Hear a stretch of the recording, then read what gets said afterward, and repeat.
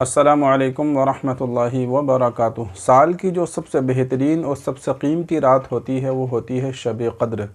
इसलिए शब क़द्र की तलाश हर मुसलमान भाई बहन को ज़रूर करना चाहिए।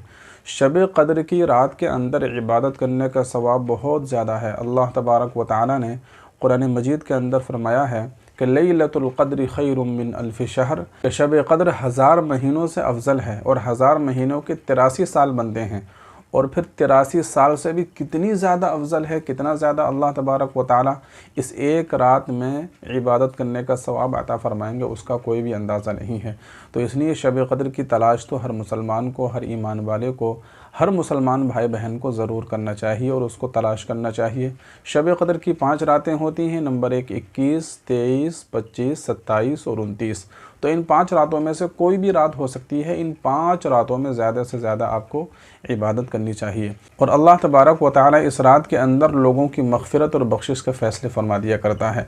लेकिन इसके बावजूद हदीस पाक के अंदर आता है, एक बहुत लंबी हदीस है, उस हदीस के आखिर में अल्लाह के रसूल अलैहिस्सलातु वस्सलाम ने इरशाद फरमाया कि 4 किस्म के लोग ऐसे हैं कि इस रात के अंदर भी उन लोगों की मग़फ़िरत और बख्शिश के फ़ैसले नहीं होते। नंबर 1 शराब का आदी, कि जो शराब पीने वाला हो, शराब में लतपत रहता हो, हर वक्त जो है शराब ही के बारे में सोचता रहता हो, शराब के बग़ैर उसका दिन और रात गुज़रता ही ना हो, तो फिर ऐसे शख्स की भी इस रात के अंदर बख्शिश और मग़फ़िरत के फ़ैसले नहीं होते। ये तो उस वक्त है कि जब वो इस रात के अंदर मग़फ़िरत और बख्शिश चाहे, इबादत करे, इसके बावजूद भी उसकी मग़फ़िरत और बख्शिश नहीं होती। लेकिन अगर कोई बदबख्त ऐसा हो कि इस रात के अंदर इबादत ही ना करे, तो फिर उसकी बदनसीबी का क्या आलम, और उसकी बदनसीबी के बारे में पूछना ही क्या। और दूसरा शख्स वह है कि जो वालिदैन का नाफरमान हो, वालिदैन के कहने को नहीं मानता, उनको सताता है, परेशान करता है, उनको अज़ियतों में, परेशानियों में, तकालीफ़ में मुब्तला करता है। तो ऐसे शख्स की भी इस रात के अंदर मग़फ़िरत और बख्शिश के फ़ैसले नहीं होते।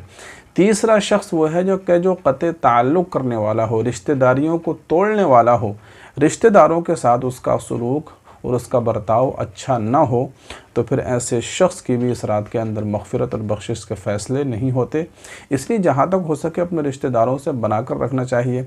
ज़ाहिर है कि रिश्तेदार सब तरह के होते हैं, कुछ रिश्तेदार ख़राब भी होते हैं, कुछ अच्छे भी होते हैं, कुछ हमको गिराना चाहते हैं, हमको परेशान करना भी चाहते हैं, हमारी कामयाबियाँ उनको हज़म नहीं होती, तो इस तरह के तो होते हैं, और वो उनका बर्ताव हमारे साथ अच्छा नहीं होता। तो बहरहाल उनका बर्ताव जो हमारे साथ अच्छा नहीं है, उनको उसका गुनाह मिलेगा। तो हमें ये सोच कर कि चूँकि उसका बर्ताव हमारे साथ अच्छा नहीं है, वो हमारे साथ अच्छा मामला नहीं करता, हमारे साथ बुराई के साथ पेश आता है, हमारे बारे में हर वक्त बुरा सोचता रहता है, ये सोचकर हमें अपने रिश्तेदारों के साथ बुराई के साथ पेश नहीं आना चाहिए। बल्कि जहाँ तक हो सके, जहाँ तक मुमकिन हो, थोड़ा बहुत बर्दाश्त कर ले। एक दूसरे को जब बर्दाश्त करते हैं तभी जो है मामला चलता है, तभी गाड़ी आगे बढ़ती है। तो बहरहाल थोड़ा बहुत बर्दाश्त कर लेना चाहिए और ज़्यादा कुछ उनके बारे में बुरा नहीं सोचना चाहिए, और अगर माफ़ करने का मामला हो तो माफ़ भी कर देना चाहिए। तो बहरहाल कहने का मकसद यही है कि अपने रिश्तेदारों से जहाँ तक हो सके बनाकर रखना चाहिए, रिश्तेदारी को तोड़ना नहीं चाहिए। जो बिलावजह रिश्तेदारी को तोड़ने वाला होगा, तो शब क़द्र के अंदर भी ऐसे शख्स की मग़फ़िरत और बख्शिश के फ़ैसले नहीं होते। और चौथा शख्स, अल्लाह के रसूल अलैहिस्सलातु वस्सलाम ने फरमाया कि जो अपने दिल के अंदर हसद रखने वाला हो, कीना कपट रखने वाला हो, जलन रखने वाला हो, तो ऐसे शख्स की भी इस रात के अंदर मग़फ़िरत और बख्शिश के फ़ैसले नहीं होते। सोचता है कि अल्लाह तबारक व तआला ने उसको इतना रुपया पैसा दे दिया, उसको गाड़ी दे दी, बंगला दे दिया, सब कुछ उसको दे दिया, मुझे कुछ नहीं दिया। तो दिल के अंदर उसके हसद होता है, जलन होता है, और ये सोचता है कि ये जो नेमत अल्लाह ने इसको दी है, इससे छीनकर मुझे मिल जाए। इस तरह की बातें उसके ज़हन व दिमाग में आती हैं, तो फिर इसी को हसद और जलन कहा जाता है। तो इस तरह की बातों से दूर रहना चाहिए।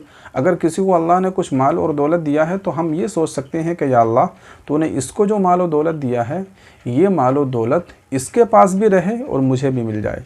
तो इस तरह का तो हम सोच सकते हैं, इसके अंदर कोई बुराई नहीं है। लेकिन ये सोचना कि इससे छिन जाए, मुझे मिल जाए, तो इसी को हसद कहा जाता है।